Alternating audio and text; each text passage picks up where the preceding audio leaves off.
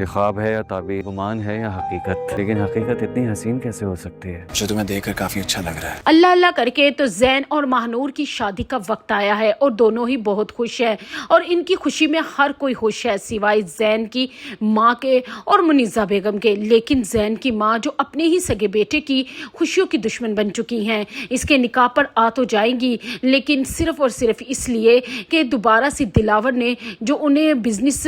Contract کی لالچ دی ہے، اسی چکروں میں وہ اس دونوں کا نکاح اٹینڈ کریں گی۔ لیکن یہاں آ کر بھی آرام سے نہیں بیٹھیں گی بلکہ منیزہ کے اندر کے غصے کو باہر لانے کی کوشش کریں گی اور منیزہ کو کہیں گی کہ کیا بات ہے منیزہ، میں تو تمہیں بہت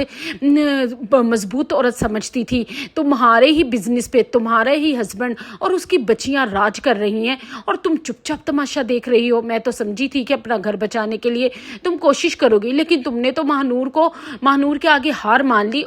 اور اس لڑکی کی اپنے گھر سے شادی کر رہی ہو جس کی ماں نے اور اس نے تمہارے بسے بسائے گھر کو آ کے کیسے تہس نہس کر دیا۔ منیزہ جو اپنے بیٹے دانش کی وجہ سے چپ تھی، مدیحہ بیگم کی بات سن کر اور آگ بگولا ہو جائیں گے اور اس نکاح سے ہی غائب ہو جائیں گی، اور دوسری طرف میوش جو زین اور ماہنور کی محبت کے آگے ہتھیار ڈال چکی ہے اور چپ چاپ ان کی شادی ہوتا دیکھے گی۔ میوش کی یہ عقل مندی دیکھ کر دانش بہت خوش ہوگا اور اس کے پاس جا کر کہے گا کہ مجھے بہت خوشی ہے کہ تم نے یہ سارے حالات کو بہت سمجھداری کے ساتھ ایکسیپٹ کر لیا ہے، اور دیکھو نا کہ ماہنور تمہاری اور میری بہن ہے تو ہمیں اس کی خوشی میں خوش ہونا چاہیے، اور جب زین